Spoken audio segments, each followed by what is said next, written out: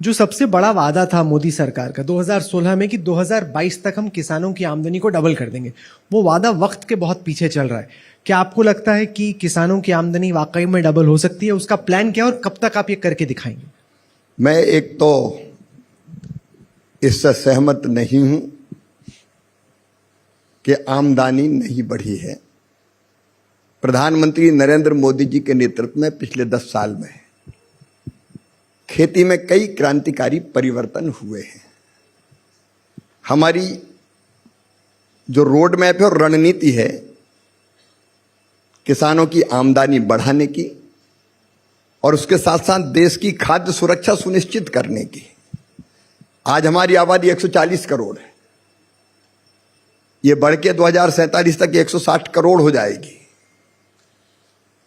और जब क्रय शक्ति बढ़ेगी तो खाने पीने की चीजों का उपयोग ज्यादा होगा, तो खपत ज्यादा होगी। तो उस दृष्टि से हमको अपने देश की जरूरतों को भी पूरा करना है।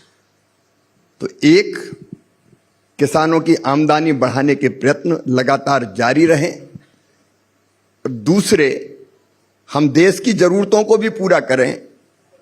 और अब तो संकल्प प्रधानमंत्री जी का है और हमारा सपना है कि भारत में क्षमता है दुनिया का फूड बास्केट बनने की।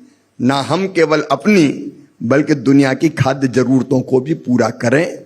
उस दिशा में हम आज बढ़ रहे हैं। और मुझे कहते हुए प्रसन्नता है कि अकेले अगर मैं राइस की बात करूं तो 40,000 करोड़ रुपए का एक्सपोर्ट हमने किया है।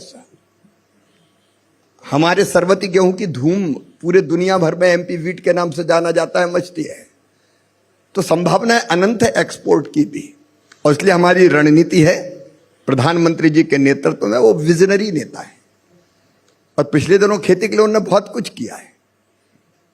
हमारी रणनीति है प्रधानमंत्री जी के नेतृत्व में, नंबर 1 उत्पादन बढ़ाना, नंबर 2 उत्पादन की लागत घटाना, नंबर 3 उत्पादन के ठीक दाम देना, लाभकारी मूल्य देना सुनिश्चित करना, नंबर 4 आप जानते हैं कि ग्लोबल वार्मिंग के कारण, क्लाइमेट चेंज के कारण खेती और किसान पर कई तरह के खतरे आते हैं।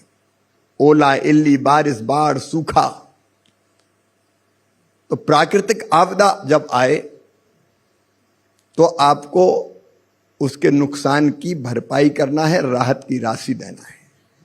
नंबर 5 जो बहुत इंपॉर्टेंट है, मैं बड़ी विनम्रता के साथ निवेदन करना चाहता हूं, परंपरागत खेती गेहूं चाहिए, हमको धान चाहिए, पैडी चाहिए, चावल चाहिए, लेकिन हमको डाइवर्सिफिकेशन की तरफ खेती के जाना पड़ेगा, जिसको मैं कहता हूं कृषि का विविधीकरण, वो हमको करना पड़ेगा।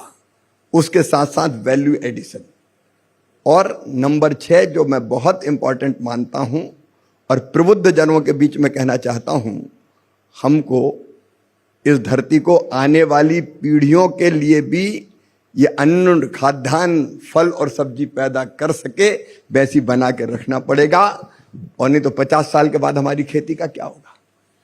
और इसलिए हमको ऑर्गेनिक फार्मिंग के बारे में कहिए या नेचुरल फार्मिंग के बारे में कहिए, उसके बारे में सोचना पड़ेगा। जबरदस्ती नहीं, एक साथ नहीं, धीरे धीरे। अगर ये वीडियो आपको पसंद आया है तो इसे लाइक जरूर करें। अगर चैनल अभी तक सब्सक्राइब नहीं किया है तो कर लें और नोटिफिकेशन पाने के लिए बेल आइकन भी दबा दें।